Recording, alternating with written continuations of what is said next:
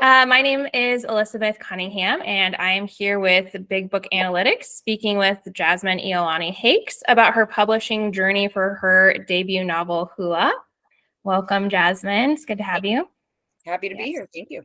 Great. Before we get started, I'd like to give just a short introduction of what we at Big Book Analytics do, as well as what Jasmin has done with her writing.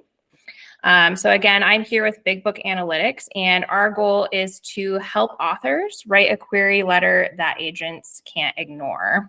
And the way that we do that is by using cutting edge technology to provide you with an unbiased view of the different parts of your query letter and how you can improve it.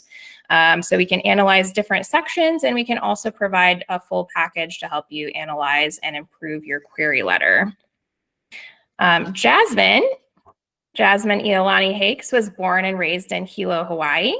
Her essays have appeared in the Los Angeles Times and the Sacramento Bee.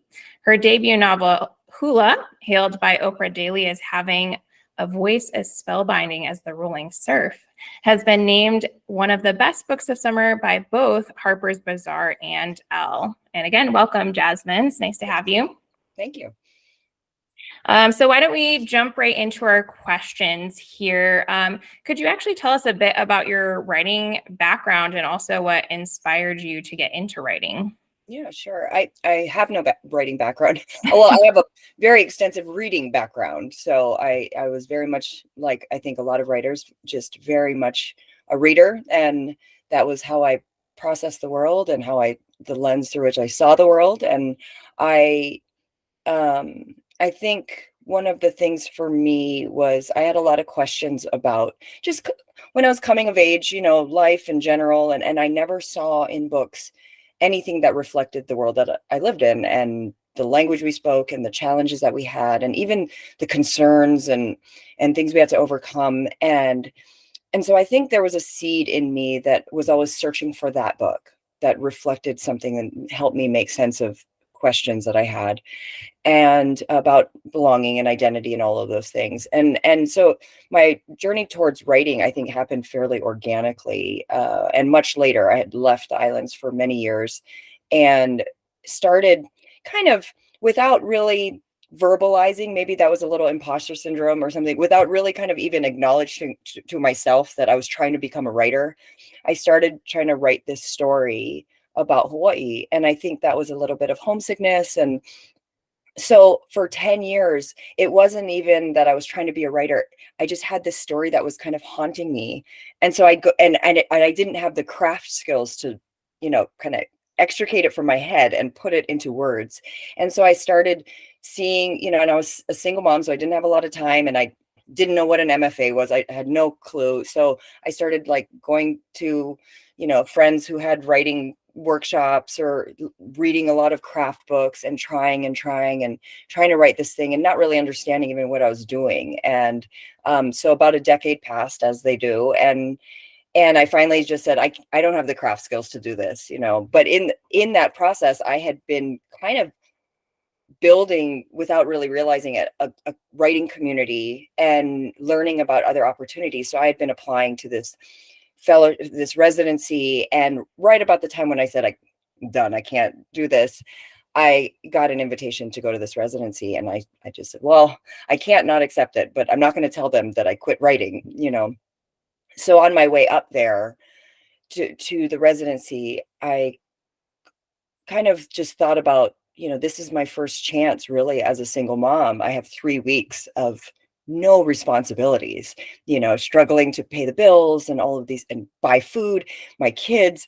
And I just said, well, I'm going to take this opportunity to remind myself that I used to like to write, and I wrote a sentence and it was in Pidgin, and something about that just opened the floodgates. And for those 3 weeks, I was just a mad woman and writing like crazy and not really understanding what I was doing, but writing the story that really scared me and, really messy, but just kind of, I think it was also the time constraint of I have to get out of my own way. This is hard and I'm crying and I don't know what I'm writing and it's horrible, but just plod forward because I'm not going to get this chance ever again, And I came out of that with I think it was like nearly 60,000 word manuscript, almost nearly complete. and I I was just wiped. I didn't know what. So that became hula. Right. Yeah. It sounds like a very intense process. Definitely, definitely intense. And it's nice that you, again, as you said, had the kind of deadline to almost force you to just get it out. And one, I think, just as a writer, the skill of learning how to get out of our own way and not waiting for the muse to show up, that was the biggest takeaway. I mean, yes, I had a manuscript, but the skill that I learned there of doing that has helped me enormously go forward, just being able to just press pause on all of the things we tell ourselves why we can't write or why we should stop or this is horrible or just that agony. It doesn't make it any easier, but you learn how to finish something, perfect or Right. not. Yeah. Right. Exactly. Yeah. You have to shut down the inner critic. Oh, we are our own worst enemies. Yeah, definitely. For sure. So you mentioned that you had spent about a decade on this process of writing, and then you had this 3-week process of writing Hula. But did you, before you got to finishing Hula, did you attempt to get literary agent representation? And if so, could you talk about your approach to that? Yeah, absolutely. Well, initially it was just kind of like I finished the manuscript. I honestly didn't know any, so I didn't know that you workshop it. I didn't know you. I was just like, "You're welcome, world. I finished. I'm gonna just now query." And even that, now I look back, it wasn't even like I'm gonna get an agent and I'm gonna get published. It was more just like when you read online, that was the natural thing. After you finish the manuscript, you go get an agent. And I broke all the rules. I looked at the best agents that I looked, saw that I saw like in their books something that I thought resonated with me, and looked at I spent a lot of time in bookstores just kind of looking in the acknowledgments, finding these agents of books that I loved. And then just, I think the first subject line I used for a query way back when was like, what Oprah can't wait to have, or some silly thing like that. But I got a response, and so I started getting these kind of responses from agents, a lot of, form rejections or just no response at all. But I started getting enough of a response that kept me going. It was just kind of, there were some people that were so gracious with their time and just saying, I see something in this. It's definitely not ready, but like, keep in touch, and I was just like, oh my gosh, yes, and that kind of, I just kept saying, I only fail if I stop trying. If I continue to try, then I'm just still in the process of getting it published, and by the time I got to Hula, I had spent a good, I don't even know, I would say like 5 years or so getting almost there, and really even going down the line of submitting my work to indie publishers, and then editors responding and just saying, I really like the story. I don't have time to, it's very not polished, and that was kind of why by the time I got to this residency, I was just like, I've tried as hard as I can, and I'm just not up to it. I'm not up to snuff. But so by the time I finished Hula, I knew that it was messy. I knew it wasn't polished. I knew it wasn't ready to, and actually what I wrote really just, it was so personal and so vulnerable. Like it tapped into all my insecurities and all my complicated relationship with my home. So I didn't even really kind of have that feeling of like, I can't wait to get this out into the world. I would just do little readings at with our cohort, and I would just shake, but I knew there was something different about it. It was like when the first time you write something with energy and you just have that kind of like awakening of like, this is the power. This is what I'm trying to do, so it kind of scared me. And there was a very famous author, very beloved author that was part of this little cohort at this residency, and she told me about AWP, and I had never heard of AWP, but she said, oh, it's coming up, it's in Portland where I live, in like 6 months or 8 months or whatever, you should come. And in my ears I'm like, very famous, beloved author wants to be my friend and wants to invite me to her house, so I immediately like went to my computer and signed up to AWP. And it turned out there were all these panels and all these craft talks kind of about what I was trying to do. So I was very much looking forward to AWP. But because I had signed up early, I started getting these emails about this new program they had, which was, I think it's called writer to agent or agent to writer or something to that effect, because a lot of agencies send their agents there not to look for, it's a conference that it's filled mostly with established writers, but agents go there to meet with their writers, and sometimes it's the one time a year they can, and to give panel talks and all of these things. So there were a lot of agencies that go. So AWP put together this program where you could, if you were an attending author without representation and you had something to query, you could kind of just write a blank query and kind of put it in a pot that the agents that were going had the option of looking through. What I didn't know at the time was that because this is a really serious conference and a lot of these writers, even to know about AWP, have kind of been in the world of writing for a long time, and so they're fairly established in one way or another, and so they take that slush pile pretty seriously. So I got 3 requests. So I knew Hula wasn't ready, to polish, but I guess it was because I wasn't querying anybody directly. I was like, I don't have anything to lose, I'm going anyway.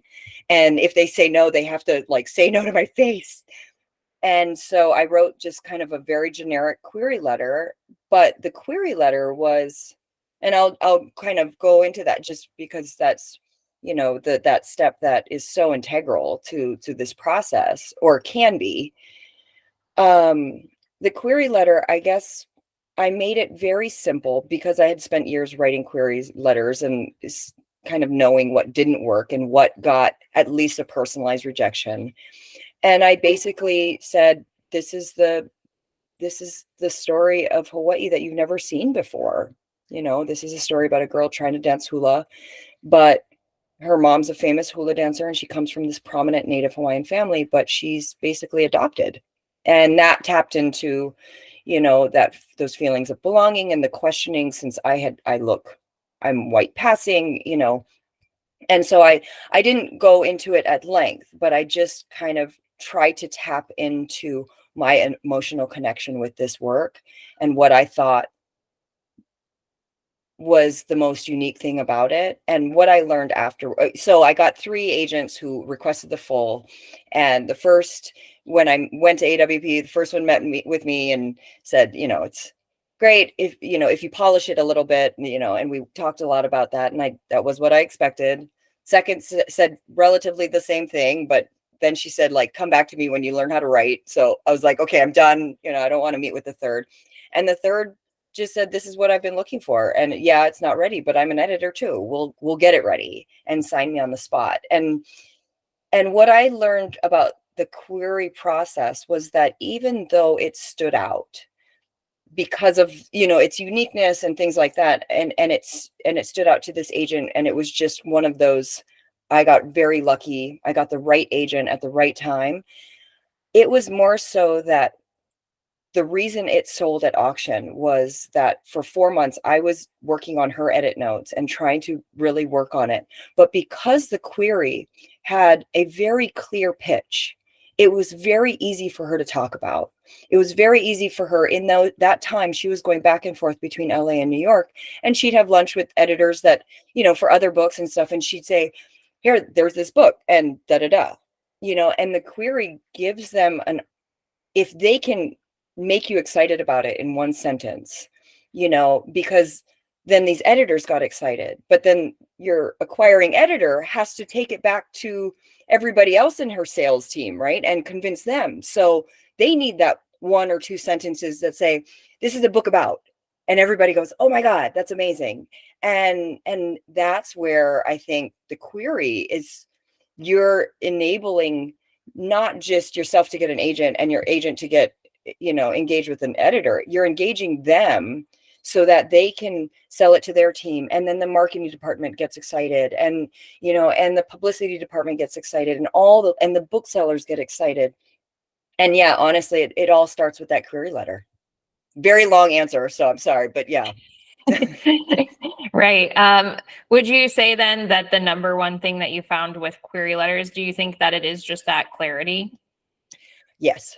I mean, I've seen query letters that the story is phenomenal, the book is wonderful. I've edited, manuscripts that just have so much, but then you're trying to you're so close to the work, right? And so you see all the special qualities of it. And so you're trying to give them all of that because you're just like, that one sentence doesn't capture everything, but it honestly doesn't have to, because so much changes in the editing process. The editors, I mean, and I can only speak to big houses because that's all I've worked with. But editors see this, that's, your manuscript, even if you've been polishing it for years, that's their starting point. That's kind of the theory of a book. A lot evolves, a lot changes. And so putting all of that in kind of presents kind of an inflexibility with the story, but B, it's a harder sell, even though there's so many elements to it, right? And it's kind of, it's challenging because we're writers, and so we're not marketing gurus, and it's really hard to find that one or two sentence, and it doesn't necessarily have to be the elevator pitch. But yes, being concise and really, every story, even if it's complicated and long and 900 pages, has a heart to it that can be kind of summed up. As hard as it is to not address all the other elements of what you love about your characters, it's not a summary, it's not a synopsis. And a lot of times we treat it like that. I want to give you everything. I want to give you the clincher and the suspense, and they're not looking for that. In my experience, they're looking for that one sentence that will make it easy for them to get other people excited about it. Yeah, that makes sense. And for you, that one sentence, I'm sorry, could you actually repeat the sentence that you said you used if you remember it? I don't remember it clearly, but it was something to the effect of, this is a story about Hawaii, that it was like the glimpse behind the postcard image of Okay. Hawaii Okay. that no one has access to. That was the gist of it. And, and so it took away all the elements of the overthrow of the kingdom. Like, there's so many things historical, and it was just kind of like, no, at the heart of it, this is basically a Hawaii most people don't have access to. Right. Yeah, that's it. I find that interesting because I think some agents request specifically maybe like a log line or something along those lines. So actually what you gave, I wouldn't say that was a log line necessarily, because a log line is basically the entire story in one sentence, the arc of the story in Yeah. one sentence. But yours is more of like a hook sentence. I don't know Yes. what to call it, but And they say in this world, right? Like, they have rules, and so don't break them unless you do and it works, then break them, And so I think, whatever they request, it's often dependent on the kind of relationship an agent has with the editors they know, right? And so if they have editors and they know what these editors need to hear to get excited about a book, then it's a log line, and we have to kind of go with the log line. But I think whether it's the log line or, a summation, you can't really put, if you have multiple characters and switching POVs and multi-generational, all these things, you can't put all of that in a log line. You still have to find the heart of it. What is it that makes you care about this book so much? I think that's yeah. kind of where to start. Not what is this story about? Why do you care? Because basically what you're telling me isn't, like, if you're telling me what your book is about, it isn't really the point. The point is, you tell me why you care, so that will make me care. I have to know why I should care about this. There's a lot of stories in the world. Right. Yeah, that's a very good point. And I did actually want to go back a little bit because you spent a long time querying and, kind of perfecting your process. And you said you kind of knew what would work a little bit, even going into that situation where you submitted your query letter to the agents beforehand at AWP. Is that correct? AWP? Yeah. at AWP. So what are some of the things that you found that work? I mean, there's so many different aspects that could go into a query Mhm. letter. I mean, do you think that personalization helps, having comp titles, some of these things that are talked about, but maybe not so clear if it's helpful or not? Yeah, I mean, I read all the books. I looked at all the examples you could find online. I didn't have access to, actual writers. I didn't have that kind of network, but I anything you could get for free, I found it over the years, and I think I learned the most by doing what didn't work and just kind of, okay, redirect. That didn't work at all. I wrote a query letter that I loved and I thought was fabulous, but nobody responded, just crickets. And so, yeah, I think it was comp titles are really important. Um, even if even if you think that there's no book like yours, if you get to the heart of it, like my book, yeah, there's no book like mine. There's no book set in Hilo that's about a girl that struggles with, blood quantum laws and indigeneity, identity crises. But there are books that are similar. There are books that you'll go, oh, it's kind of, yeah, because it's the heart of it. In general, this is this.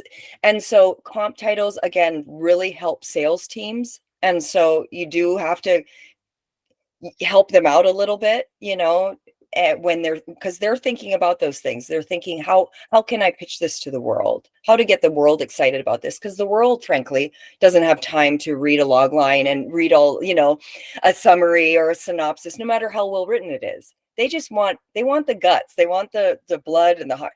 And so I think with the query letter, what I found that worked, I think it started working when I stopped trying to show that I was super smart or brilliant or fancy or clever, and loved my words, and I stopped trying to impress and instead started trying to connect, and really personalize things. And that does take time, but it's like you find those agents where you're just going, I would love to work with that person. And then you're devastated that you didn't, that she didn't even respond or they didn't, even. But I mean, early on, I had the luck of a very big agent, and this was for my earlier book that will never see the light of day. That was horrible. Um, he he responded to me and he said, I'll read it. And I was just like, he's gonna read, he's legendary, he's gonna read my book. And what he did, and he didn't respond for a long time. So I kind of forgot about it. We say we forgot about it, right? I tried to forget about it and just assume that that was a no. And when he responded to me, he said, I can't take this on. It's not ready. But what I did do was he sent it to his readers because he gets a lot of thousands of queries a month. So he has a couple of, I don't know if they were staff or interns or whatever, but he said, I sent them. And so usually with those kind of in-house readers, what they do is they report to their boss in a paragraph. And it's kind of like workshopping. This is what worked in it. This is what didn't, and this is what I would suggest where it goes from here. And I think it was like two or three that he sent me. And that was the most valuable education I ever could have gotten because it helped me get distance from the story because I'm seeing these different, like, they're telling me what they think this story is about. And I'm going, how did you get that from this? There's so many ways to read a sentence. And I realized, okay, this is why he's saying no. This is why it's not ready yet. And, and so that I know that's not directly to the process of the query letter, but it helped me see why what I was trying to sell didn't work. So I had to clarify the work more so that I could clarify the query letter because I didn't yet know what I was writing. And that's how those two things are so interconnected, right? Right. Yeah. And then when it came to the personalization, when you were personalizing it for agents, I know sometimes you have this experience of you uh, really want a specific agent for specific reasons, but then when it comes time to write those things out, you just don't know how to communicate it. So how did you go about doing that? It depended on the agent, but I will say there were a couple that now I'll see them at, conferences or something, and they're a lot less standoffish because I have an agent, so I'm not going to like pitch them a manuscript in the bathroom. But I would see what they do, and I'd see these books that I love and how much their authors would say, they were so integral to this process, and they were this and they were that. And primarily who I was pitching were like either women of color or women that represented women of color, because I thought somebody who doesn't represent this kind of book isn't going to see the value in it. And so that's where you really, even if you don't mention your comp titles, that's where you're really using comp titles, because, so a lot of times that query letter would kind of start with, I loved this book. And I resonated with it because XYZ, and it can't be long, because they have 20 seconds and they're not going to get next to that next paragraph unless it's very tight. You can't ramble, and you have to respect their time. But then I just say, and so you learning that you worked on this book and having this book that I hope to have that same kind of resonance with this audience. I'm reaching out to you because I want to work with you. We're a team, and recognizing that they're going to work for years, possibly for free, and there's no guarantee they're going to sell your book. They have to love it, so yes, it's gatekeeping, but you have to also understand, like, they have to really believe in this. They pour their hearts into this. And I didn't see it that way for a long time. I saw it as gatekeeping, because we go to these things and we focus on all that's so hard about it and kind of trying to find the way in. And I think we don't spend a lot of time talking about, like, I'm pitching it because I love this book, and so I want you to love it too, instead of like, take this book, you're just trying to keep me out, and focusing on the love and heart of it. And so I think that was the turning point where my query letters started getting better, because it was really kind of learning what their role is. Help Right. me see from a little bit of their perspective a little bit. Right. Yeah. And like you mentioned earlier, I mean, the world doesn't have time to sit and read your, full Yes. summary of your novel. They want to know why they're going to get excited about it, and spend a lot of time reading an entire novel that you've written. I mean, it's the same concept with your book, right? You could write an amazing ending, but you can't expect that. And you could be like, keep reading because it gets better. It's like, this is my time. My time is valuable. There's a million books I want to read. Why are you making me read this whole thing to get to the end? Make it better so that I don't want it to end. And same with the query. It's kind of like, there are queries, there are examples online that, and that really kind of show that simplicity almost of like, this is what this is about, and it's tender and loving, or whatever it is. It's suspenseful and will appeal to this very clear demographic, or whatever. But I think it was in the simplicity of it. Yeah. Well, we've spent some time talking about the query letter now. That's very helpful. So I wanted to chat a little bit about after you secured your agent. So you mentioned that the agent worked together with you on editing. Could you talk about what your partnership looked like and what all you did and what the steps were that led up to starting to pitch it to publishers? Oh, wow. It was a big primer for me. That was a huge education of getting edit notes. Even if we're workshopping and we have, our readers and our writing group, and we'll talk about things, getting edit notes is a different, when you have these margins on a Word doc that are really asking you questions, or even simple things of like, you began this paragraph or this scene where she's kneeling, and then you go through this whole thing, but she never gets up. I mean, like, things like that, and from those really minute things to like the really big, like, would she really react this way? And for me, it was the first time that I stopped seeing the world that I had created as the world I created, and really started trying to have empathy for my characters and really get to know them. And really, because I would have to answer these questions of like, would she do this? And I would have to say to myself, like, I don't know, would she? Who is she? And then kind of go, yes, she would because this, or no, let me amend that, and or this scene really doesn't work, or can you just this whole chapter, we can take it out and it's just better for it.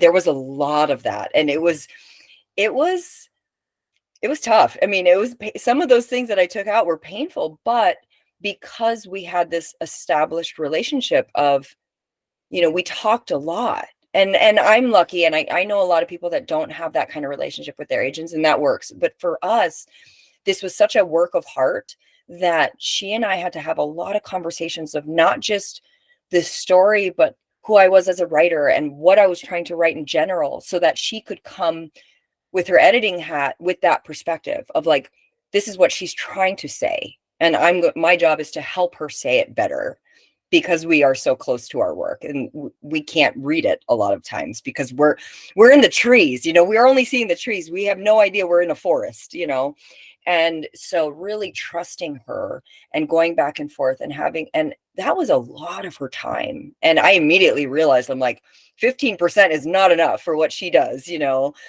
and being very responsive to my questions. And so while I was doing that and really kind of trying to honor the time she had put into marking it up, really trying to address every single thing, she had been, talking about it using what we, got excited about initially based on the query letter to editors that she knew might like it, because ideally your agent has very personal, good relationships with multiple editors. And so that was I think not just a good process for me to evolve my relationship with my own work. It was a good primer for what would happen once it got to my editor, and that like edit notes can be pretty brutal. When it finally did sell, I might be jumping ahead, but when it finally did sell,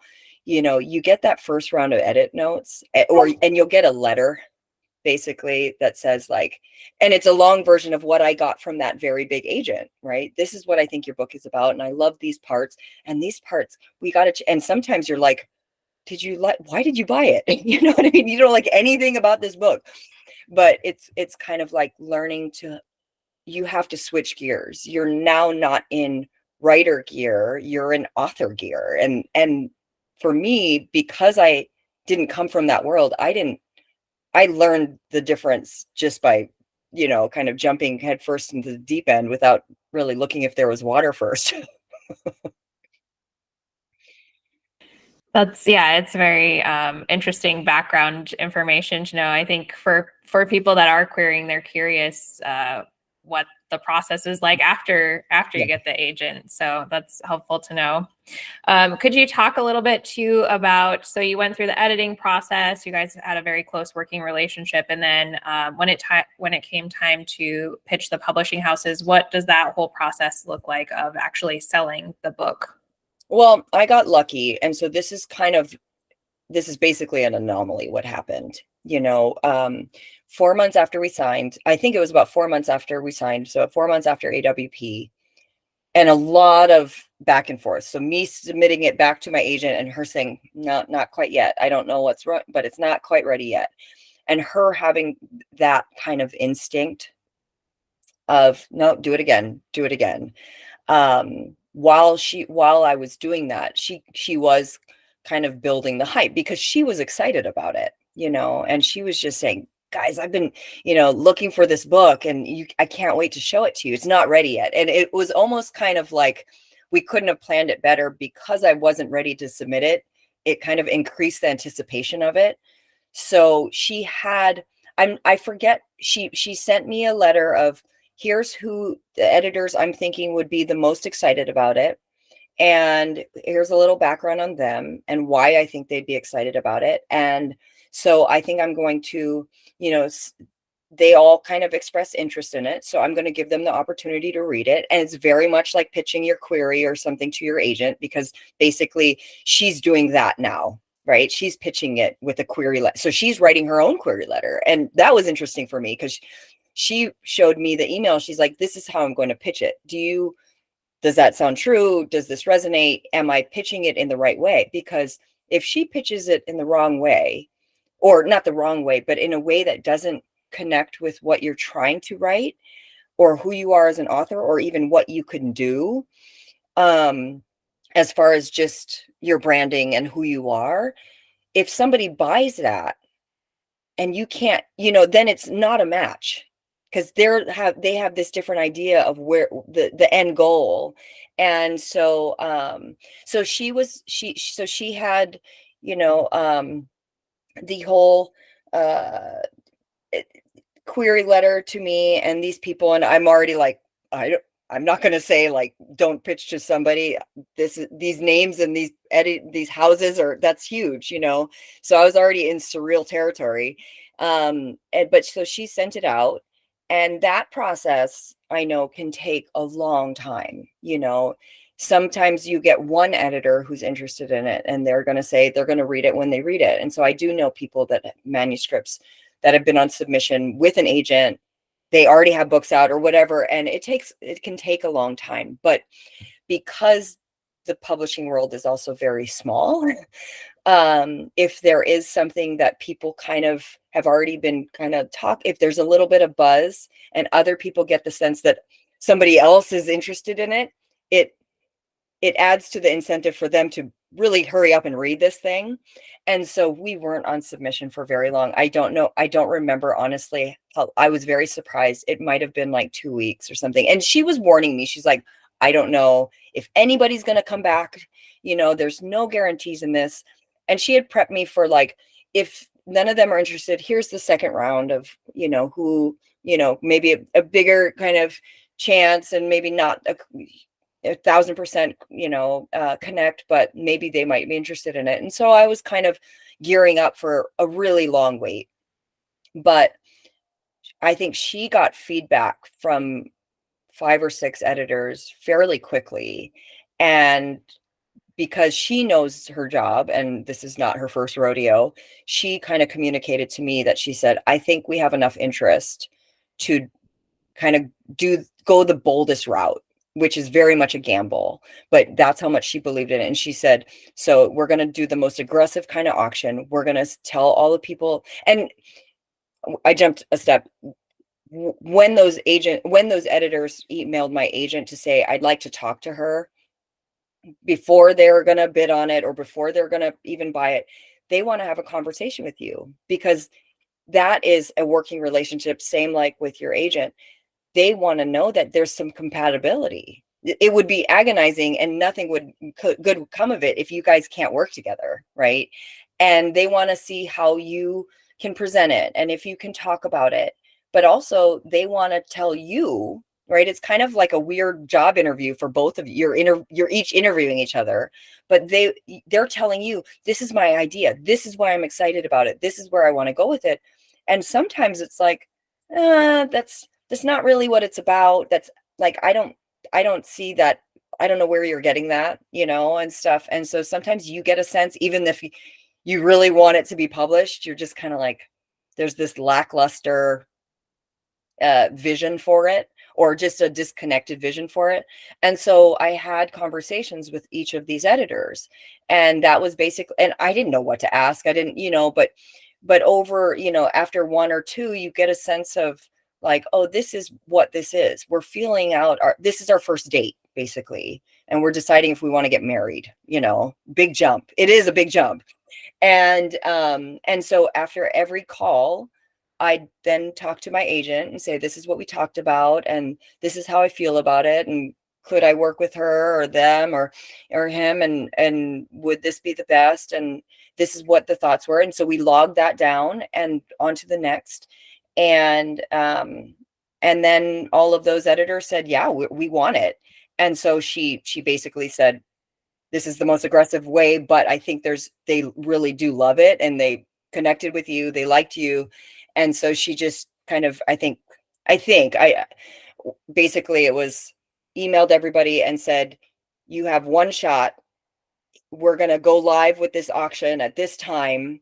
And sometimes that process can take a long time, but because no one, there was a lot of speculation. It's like Hollywood in that way. It's like no one knew how many people had read it and how many people. That's why you have like these huge auctions and outbidding people. But she said, you have one shot. Give me your best bid, and so we got multiple bids, and but it was very indicative of the wider process of things, just going through that. That sounds like a very intense process. Yeah. And as you said, it's kind of like a marriage, and it's like a marriage with just one date, right? Yeah, I mean, because it's like a blind date, because then once you sign that contract, the two of you are like going back and forth trying to do this thing, and that can take years. A lot of people sign a contract to sell something, and even if there's like a get it to me by this day, it's not ready yet. And we got to work on it, or she's taking forever to give me edit notes, so I don't know what's going on. I can't work on it. There's a lot of hurry up and wait, you know. Mm, right. Yeah. Yeah. I do get that sense. Could you tell me now, so you got the publishing deal, could you tell me a little bit about your life actually after publishing, and how has your role as an author changed, or what kind of responsibilities have you had to take on since that time? Um, yeah, I very much continue to learn that being a writer and an author are two different things, you know. The business of publishing, and also when your book once your book releases into the world. I mean, my book, of course, was a one-off, and there was extraordinary interest, and I was very lucky. My house treated it as a lead title, and so there was a publicity department behind it. There was multiple departments of HarperCollins that were really pushing for it, librarians, but it was like there was a rep. Reps basically like are from a publishing house, and they'll go to booksellers, and because the booksellers get like a catalog with thousands of books in it every month, right? And they can't buy all of them, and so a lot of times they'll develop these relationships with these reps, and the reps they'll know the booksellers, and they'll know what the booksellers kind of tend to like, and so the bookseller will kind of sometimes rely on them to just say, you should really pay attention to this one. And they don't always, but it's like, oh, read this one or take a look at this one. I really love this one. And so it's kind of word of mouth. And so this rep, his wife happened to read an advanced copy and love the book. So he was in Southern California. I was in Southern California. And he said, he'll take me around to introduce me to booksellers. And I was like, nobody gets this. This is amazing. Right. And so I'm like, it's easy street from here. And so he takes me to like the first bookshop, and I'm meeting the bookseller, the person that's in charge of putting my book on a shelf or not. And I have this like, I'm kind of like trying to be modest with my book. And I'm like, oh yeah, it's fine. But I'm not telling her what it's about. I'm not giving her a pitch. And so it was just kind of like, oh, nice to meet you. I love your store. And we left, and I'm like, oh my, what did I do? Like he just wasted his time, And so it wasn't until like the very last store where I was like, I have this book and it's really exciting to talk about and everything. But I was just like, I will never get that opportunity again. And so you're constantly pitching, even finding your literary community. And I hate to say pitching, because you're not selling. You're trying to connect with other people that will connect with what you're trying to do, right? Whether it's a bookseller or a reader. And so it was like like post publication, having this weird relationship with your book and even your name, because suddenly you don't the narrative about who you are or what your book's about, you no longer have control over it. You can't tell people this is what it's about, and I'm going to like fix that part if you don't get it. No, it doesn't belong to you anymore. There's going to be interpretations. There's going to be, kind of who you are. And so there was a period of, it was kind of uncomfortable for me you don't become famous unless, even that's an anomaly, but becoming a name that precedes you, there was a learning curve there for sure. And the business of this, you are trying to get on podcasts and talk to people, but it's less about the selling, and it's more like, I want to know what you're doing. And so we're in this together. We're all in this together, whatever level it is, you know? And so that's been learning how to do something like this, learning how to talk about it, learning how to articulate. I ramble, so this is not as concise as I'm telling people they need to be, but learning how to articulate who you are and why you write. It's a constant kind of being on. And then, you know, post, I think the skill that you need to learn is how to turn that on and turn that off, you know, and it's important to establish that your own kind of balance of what that looks like when you go back. Like, people had told me there's a post, you know, there's kind of a postpartum depression, 6 months when your publisher or your publicist isn't emailing you every day and you don't wake up to 100, you know, notifications on whatever platform you're on. And, you know, New York Times came out again and you're not on it, whatever it is. And suddenly the world kind of moved on, right? There's another book that came out or something, and there can be kind of this depression that, or not depression, but you've been on and suddenly you're like still going and the train left without you or whatever. And so I had applied for a residency around that time, thinking it would be really good for me, because I had been on tour anyway and stuff. And that was really, I ended up in Alaska for a few weeks, and it was a huge, like, it was a huge shift of, I can't now disappear because I might have emails of invitations to things. So I have to learn how to be on somewhat, or have my ear somewhat tuned. I can't completely shut out the world because I'm not at that prestigious level, you know, yet, hopefully. But learning how to kind of go back and remind myself who I was and go inward and recharge in that way and write, huge. You know, it is kind of really important to, because you can get sucked into, I certainly did, my anxiety got sucked into like the Amazon rankings and the numbers, and you start looking for validation in that, and you kind of, or at least I kind of forgot the joy I had from just finding that right sentence, finding the words for that, you know. So now it's kind of like, okay, that's how I can be on fully in something like this and really present myself without depleting the essence of who I am in the first place. And still being able to write, because they're very different Yeah. hats to wear. Very different. And I think it's a different, you can't, you, even if you've developed a readership, you still have to somewhat know how to almost kind of forget that and still just write for you, or write for that one person you were writing for always, you know, and not just pumping out work, really kind of going, oh, I love this story. But also understanding that, like, just because you had a book that got a lot of attention and stuff, that blank page is not going to be any easier to face. It's not going to be any, you know, less challenging to write the next one. The next one is not the same, you know. There's no recreating, you know, rebuilding that wheel. You start from scratch every time. Right. Yeah. Okay. I do just have two last questions for you. So you mentioned actually something I thought was interesting. You said that the publishing house treated your title as did you call it a lead title? Mm. A lead title.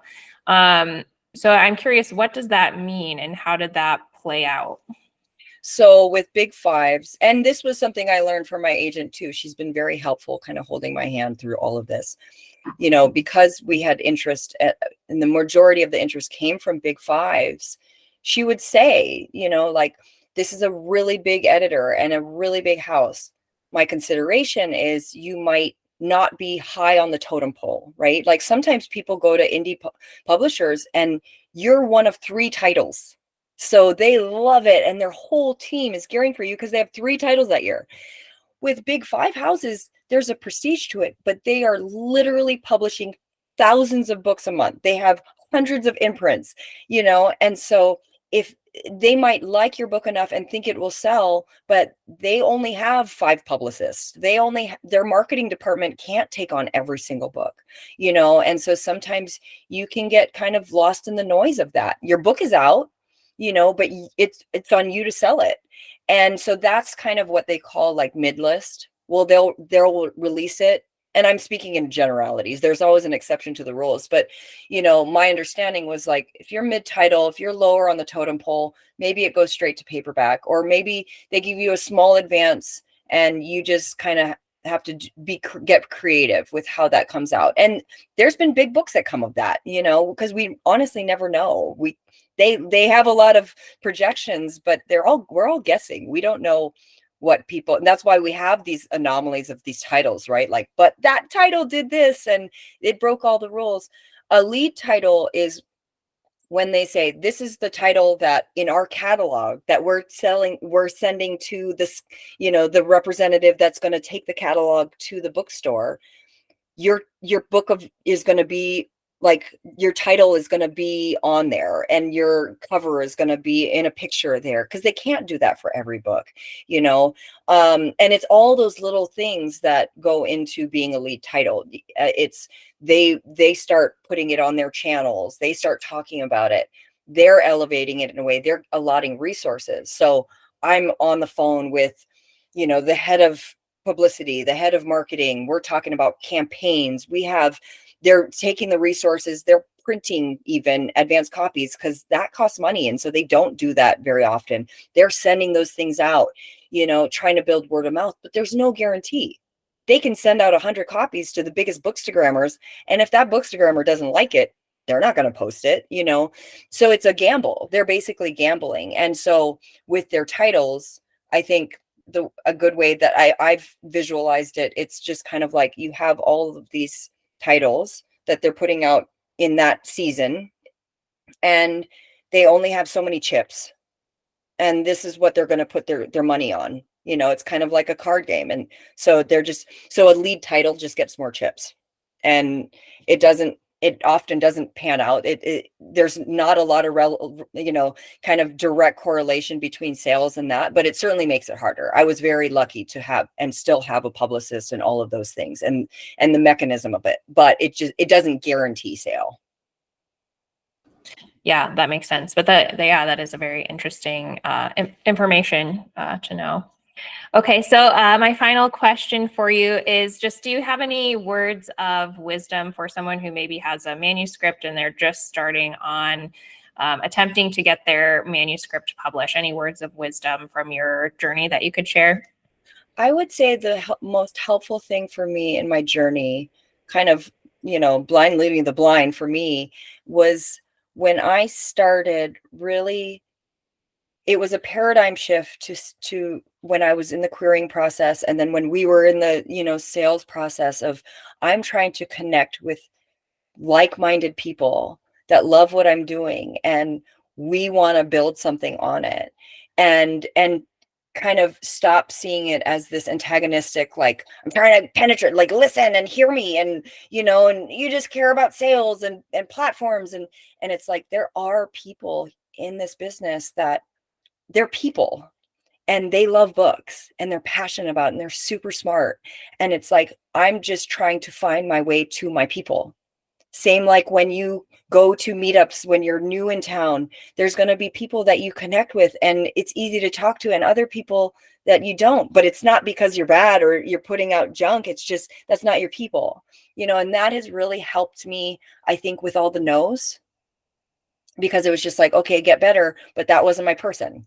I got to go through those bad dates. And I think trying to keep your own soul when you're in the selling process of it, try to maintain that, that's, I think, a way to survive the industry. Yeah, I think that's a very healthy, like, mental shift, because it can be very tiring, sending out the query letters and getting rejections and Discouraging, but I always took it as like, when they say, oh, you need a big platform or memoir is hard to sell, that's kind of their default, but it doesn't necessarily mean memoir is hard to sell. They just either don't sell memoir, or it's not ready yet, or, I never took no as a no. I took it right. as, I'm just not there yet, Right. Yeah, that's good. All right. Well, Jasmin, thank you so much. This has been very, very helpful. Thank you for sharing all of your wisdom and your literally years of experience doing this journey that you've taken. It's very helpful. I'm sure it will help other authors. So thank you for sharing that with us. Well, it's an honor to be here and share, my experience. So hopefully somebody gets something out of it and finds encouragement in it. But thank you for having me. It's been a Thank you.